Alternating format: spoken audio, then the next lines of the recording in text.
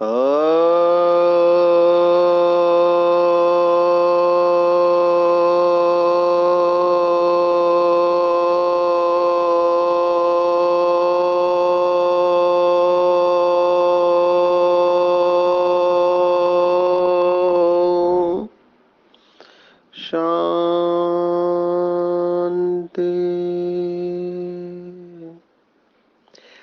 आज 7 मार्च 2023 भारत में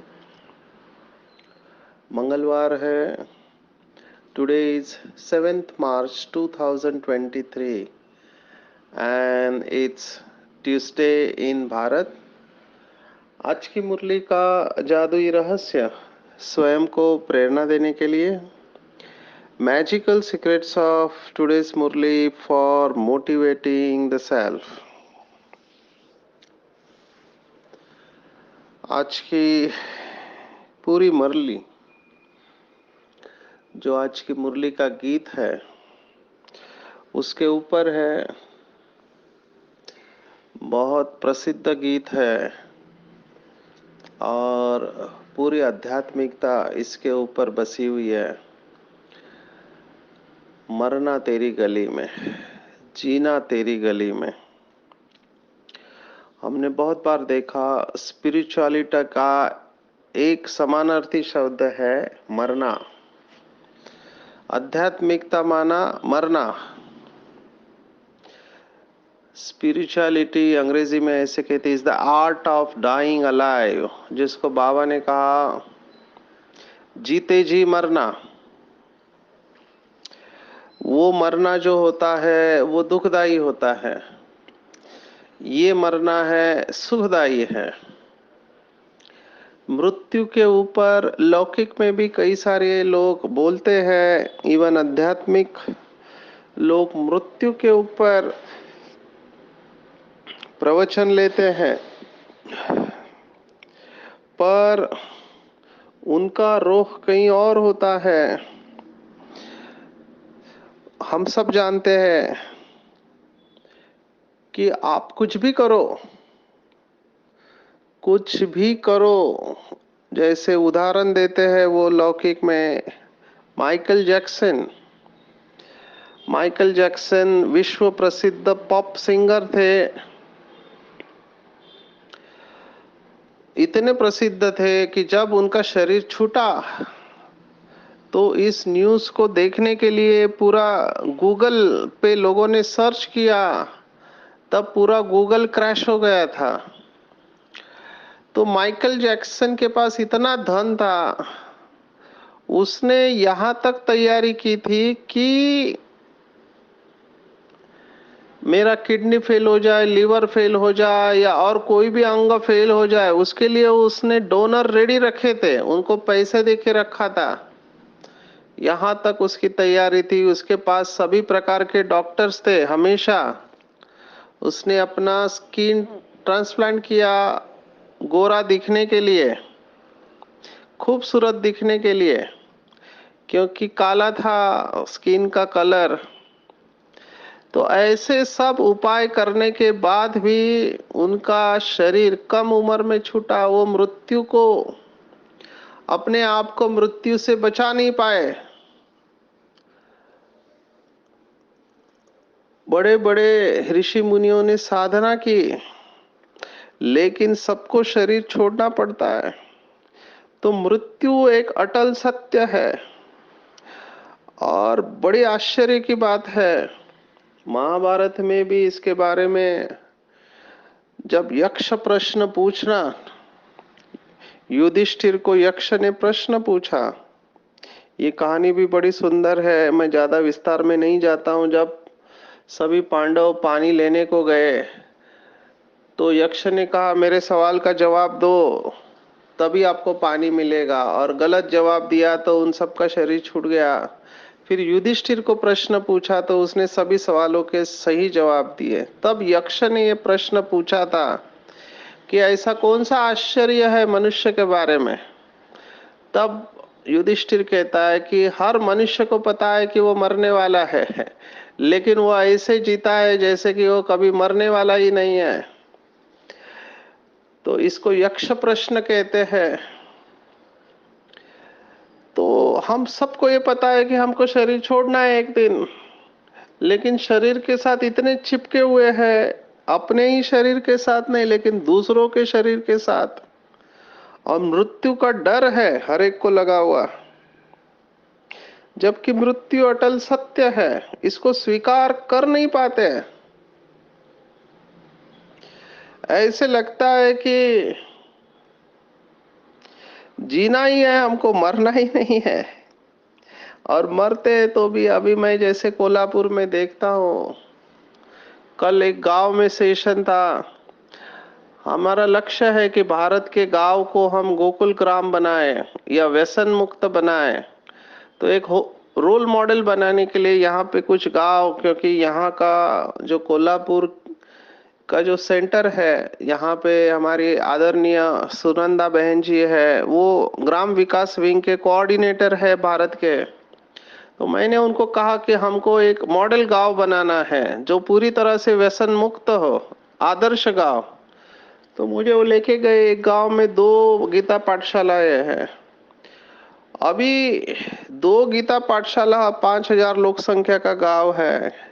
तो कल मैं सरपंच से बात कर रहा था, तो उन्होंने कहा आपकी बहुत जरूरत है इस गांव में। मैंने कहा क्या हुआ? तो कहते हमारे गांव में पिछले 1.5 और 2 महीने के बीच में 4 लोगों ने आत्महत्या की है। अभी उसमें से एक आत्महत्या जो थी, 32 इयर्स का यंग लड़का, वो तो अपने बी के माता का बच्चा था। सोचो, यहाँ पे बहुत सुसाइड है। तो ये जो मृत्यु है, ये आपघात है, ये सबसे बड़ा पाप है।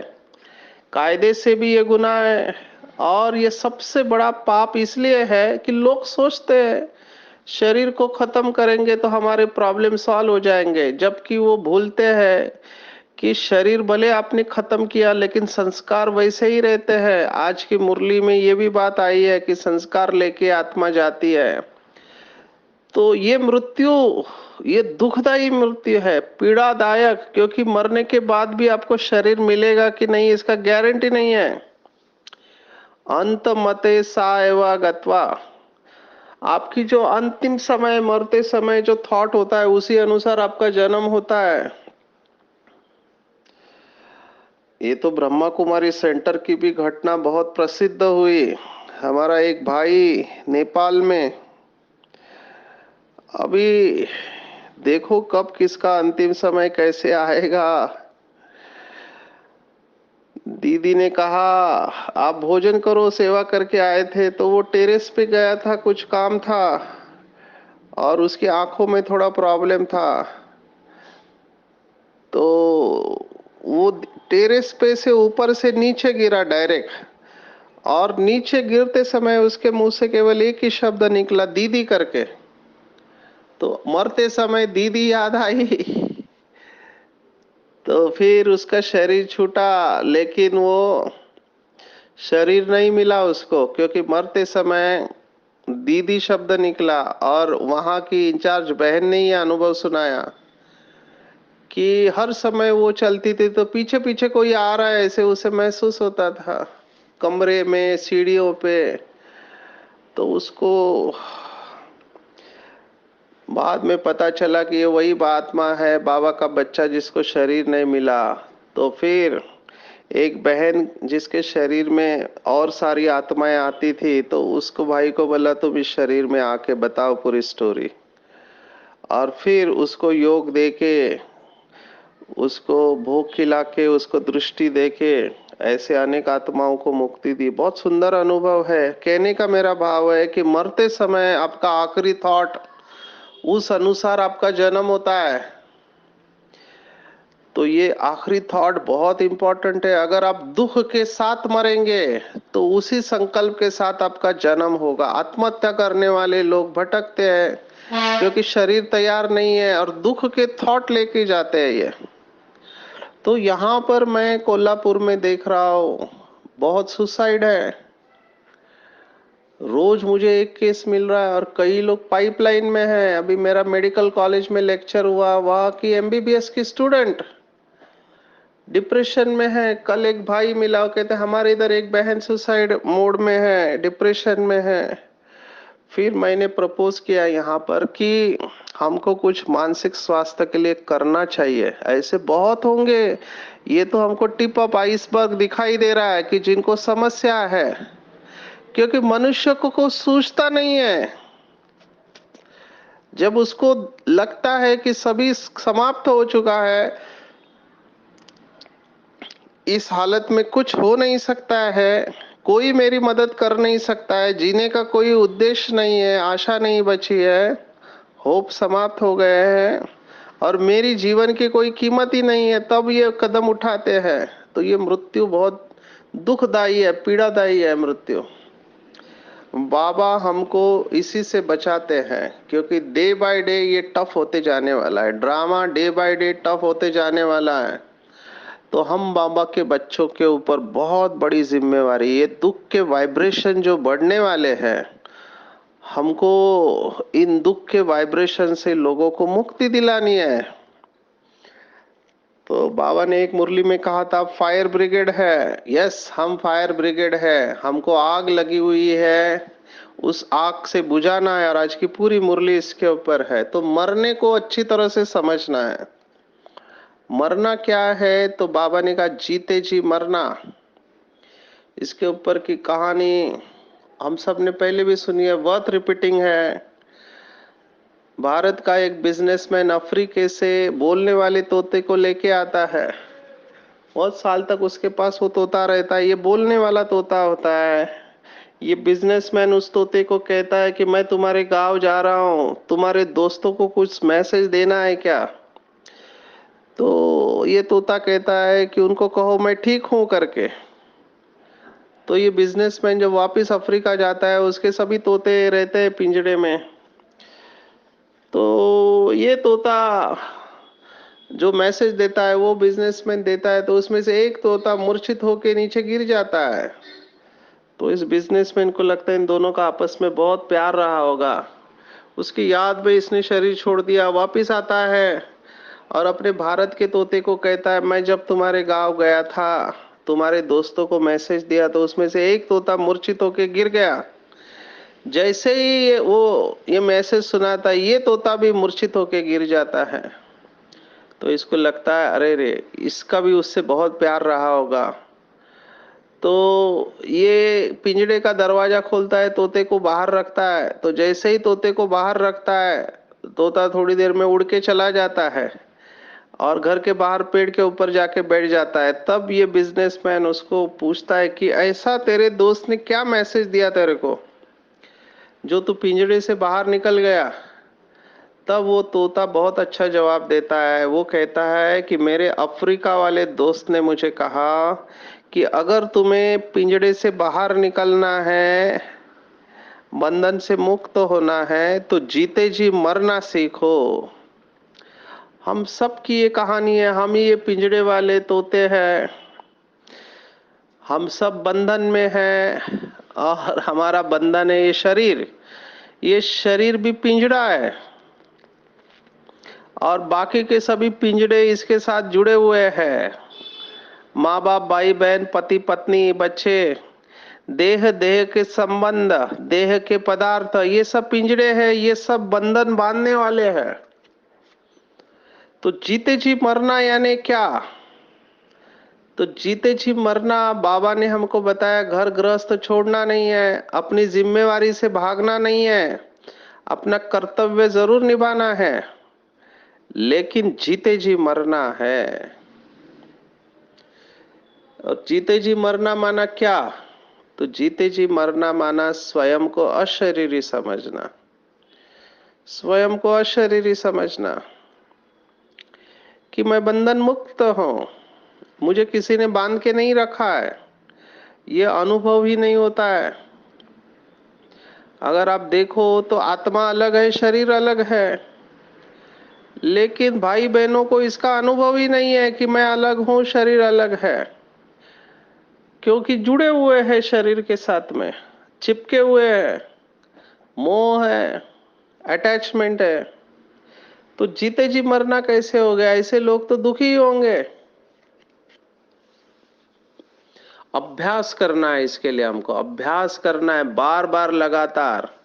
जैसे यहाँ पे इस पुरानी दुनिया में कोई मरता है, कितना रोते हैं लोग, कितना रोते हैं। कोई बच्चा मर गया, किसी का पति मर गया, क्या रोते हैं। मेरे को एक पेशेंट मिला था पुणे में, अभी वो माता का पति मर गया, 2 साल हो गए, अभी भी वो रो रही है।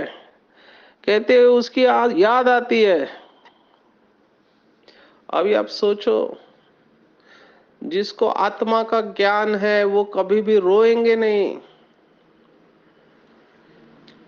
बाबा को तो रोने वाले बच्चे बिल्कुल अच्छे नहीं लगते हैं, ना आंखों से रोना है ना मन से रोना है। रोना, बाबा ने यहां तक कहा है कि रोया माना आप नाम बदनाम कर रहे हैं, ऐसे बाबा ने कहा। क्योंकि आत्मा आनंद स्वरूप है, सुख स्वरूप है। हमको जाना है सतयुग में, और सतयुग में कोई रोएगा नहीं। आप कल्पना करो, मुझे नहीं पता सतयुग में पहले कौन जाता है पति और पत्नी में। वहां तो अकाल मृत्यु नहीं होता है, समय पर अपना शरीर छोड़ते हैं। वहां पे मृत्यु ये शब्द ही नहीं है। बाबा ने कहा शरीर छोड़ना है, शरीर धारण करना है। तो उनको पता है कि ये आत्मा फिर से शरीर धारण करने वाली है, तो रोना क्या है। रोना तब समझ सकते हैं कि एक बार गई वो वापस नहीं आएगी, लेकिन ये वापस आना है, ये उधर नॉलेज है। तो वहां अगर लक्ष्मी नारायण पति पत्नी है तो लक्ष्मी रोएगी नहीं, हाय मेरा पति मर गया करके है। अभी ये हमको पता नहीं कि लक्ष्मी पहले जाएगी या नारायण पहले जाएगा। जब इनका मृत्यु का समय होगा, 150 साल, आज बाबा ने कहा है 150 साल, 125 साल एवरेज आयु बाबा ने कही है, लेकिन 125 से 150 साल फर्स्ट बर्थ। आप कल्पना करो, जो लक्ष्मी नारायण है 150 वर्ष हो गए, अभी मरने का टाइम आया। 3 ऑप्शन है, या तो नारायण पहले जाए लक्ष्मी बाद में जाए, दूसरा ऑप्शन लक्ष्मी पहले जाए या और नारायण बाद में शरीर छोड़ेगा। अगर नारायण पहले जाता है तो लक्ष्मी को विधवा कहेंगे, या फिर लक्ष्मी पहले जाते हैं तो क्या नारायण को विदुर कहेंगे, जिसका पत्नी मर जाती है उसको विदुर कहते हैं, या फिर दोनों एक साथ शरीर छोड़ेंगे। हमको नहीं पता, बाबा ने इसके बारे में मुरली में बताया नहीं है, लेकिन इतना जरूर बताया बाबा ने कि सतयुग में कोई शरीर छोड़ता है तो वहां रोते नहीं है। एक ऐसी जमात है इस समय पृथ्वी पर, अफ्रीकन, वहां पे सेलिब्रेट करते हैं। यहाँ पे हमारे भारत में 13वें दिन को सेलिब्रेट करते हैं, उसको भोग लगाते, खिलाते हैं और भेज देते आगे। यहाँ पे तो बहुत रोचक बातें लिखी हुई है। गरुड़ पुराण में ऐसे लिखे है कि जब शरीर छोड़ने का टाइम आता है तो 2 आते हैं यमदूत ऊपर से, आत्मा को उठा के लेके जाते हैं और फिर वापस भेज देते हैं। ऊपर जाके उसको पूरा दिखाते हैं कि उसने जीवन भर क्या क्या किया, कितने पाप किए, कितना पुण्य किया। पाप और पुण्य की गठरी उठाकर घर निराम चले, ऐसे भजन है, स्वामी विवेकानंद ने लिखा हुआ। हम सबकी पाप और पुण्य की गठरी है, तो वो दिखाते हैं कि तुमने ये किया पूरे जीवन भर, कितना झूठ बोला, कितने लोगों के ऊपर गुस्सा किया, कितने लोगों को मारा, कितने लोगों को रुलाया, और भी पाप कर्मों की लिस्ट है। वो सब दिखाएंगे आपको एक एक करके, और फिर वो क्या करते हैं, वापिस भेज देते हैं। तो नीचे आके ये जो आत्मा रहती है ये अपने रिश्तेदारों को देखती है, लेकिन कोई उसको बात नहीं कर सकता उससे। तो वो 13 दिन तक यहाँ रहती है, तो घर वाले समझो पति मर गया तो पत्नी बच्चे सब रोते रहते हैं, घर में दुख ही दुख है। ये उनसे बात करने की कोशिश करती है, लेकिन कोई इसको देख नहीं पाता, ना महसूस कर पाता है। फिर 13वें दिन में जो वो पिंड पिंड को खिलाते हैं, है ना, वो जो भी विधि करते हैं, वो जो खिलाते हैं, उसके बाद ऐसे वर्णन है कि वो पूरा 1 साल तक वो जो भोजन खिलाते हैं वो खिलाना बहुत जरूरी है, क्योंकि वो 1 साल तक उसी भोजन के ऊपर वो रहती है आत्मा। और जब तक उसको नया शरीर नहीं मिले, क्योंकि आपने शरीर छोड़ा, फिर वो गर्भ में प्रवेश करेगा।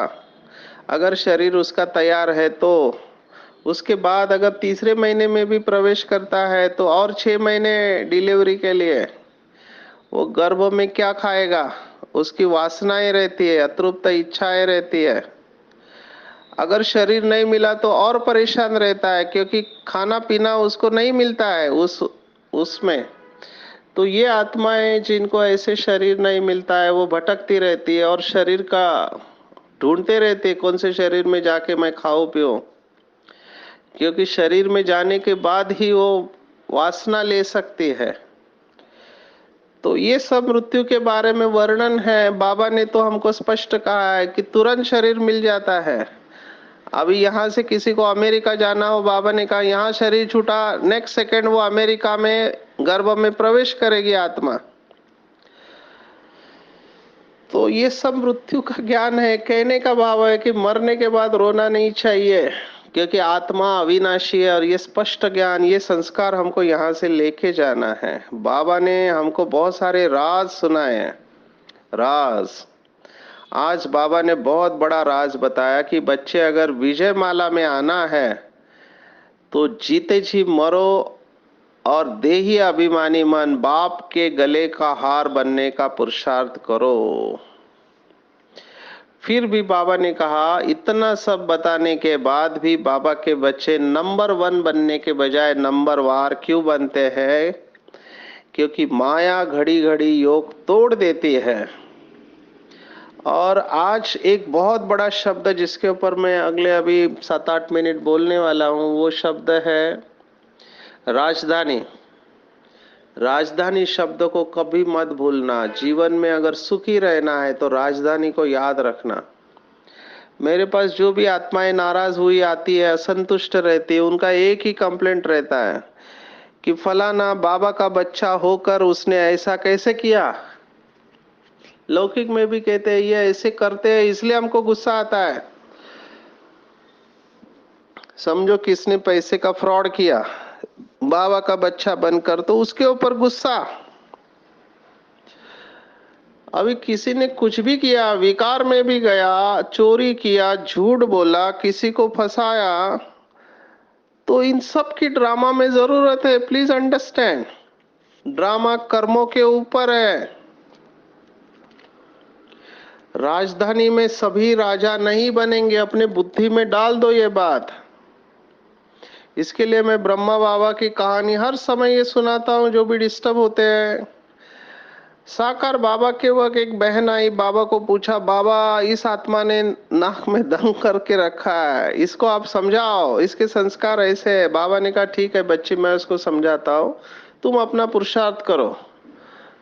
15 दिन हुआ, बाबा ने कुछ बोला नहीं। वापिस आ गई आत्मा, बाबा आपने बोला था कि इसको समझाएंगे करके, लेकिन अभी तक आपने उसको कुछ नहीं बोला, वो वैसे ही कर रही है। बाबा ने फिर कहा उसका छोड़ दो, तुम अपने बारे में बताओ, तुम क्या बनना चाहते हो, राजा बनोगे या प्रजा?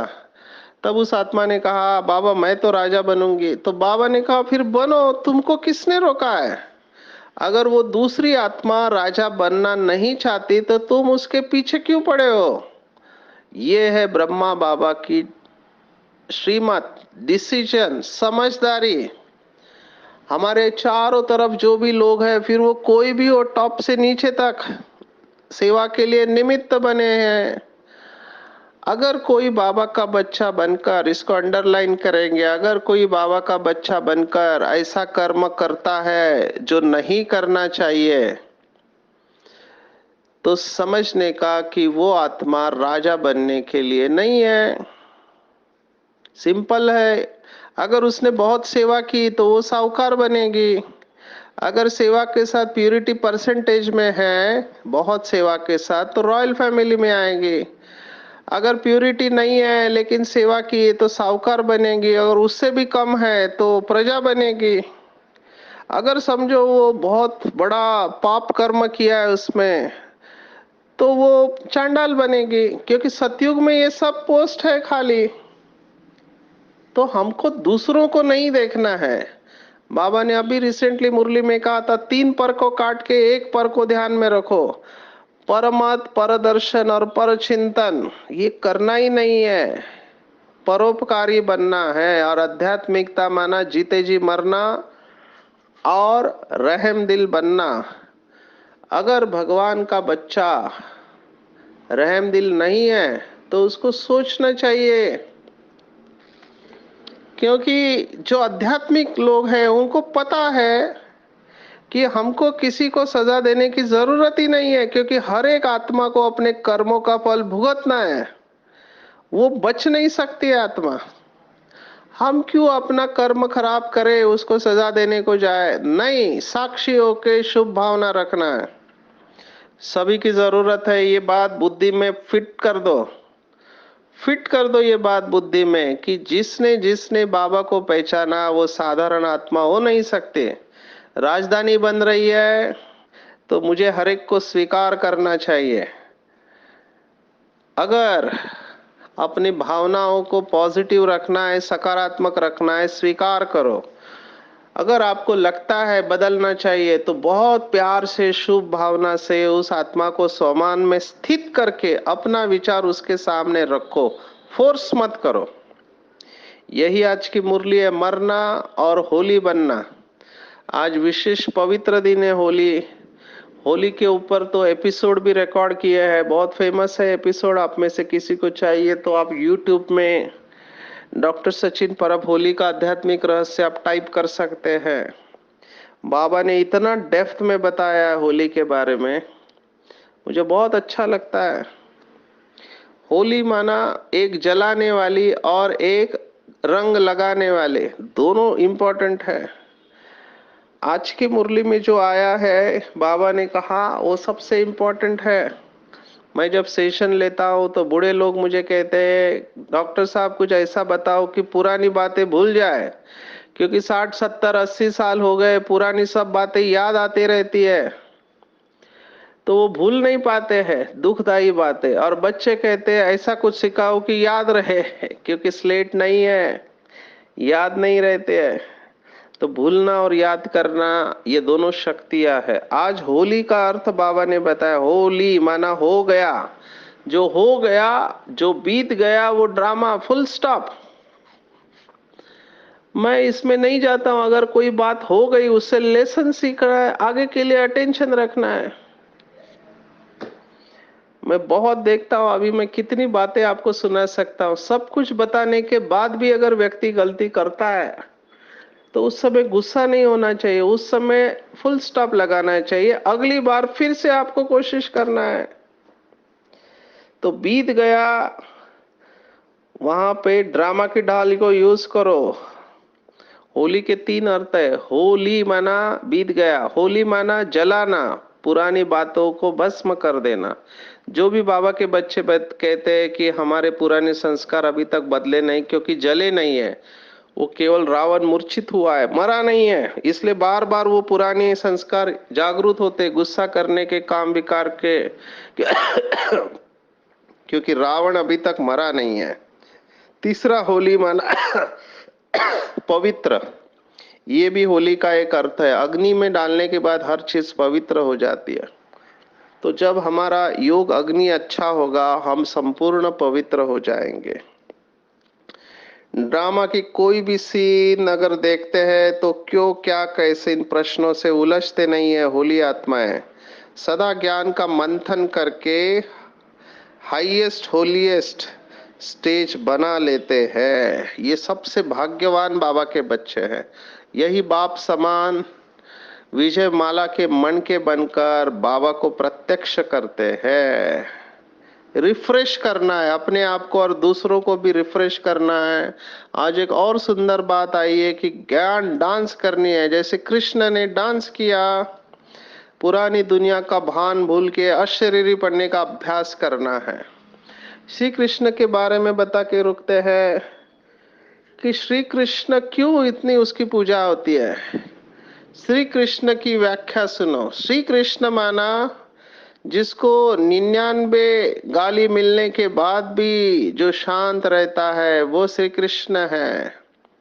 श्री कृष्ण माना कालिया जहरी नाग चारों तरफ जहर उगाल रहा है, उसके बीच में भी जो डांस कर सकता है वो कृष्ण होता है।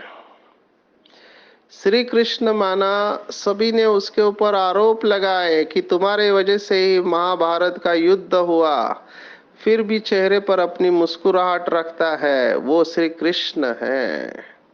तो हमको भी ऐसे श्री कृष्ण जैसा बनना है, पर वो तभी हो पाएगा जब हम जीते जी मरकर संपूर्ण होली या पवित्र बन जाएंगे।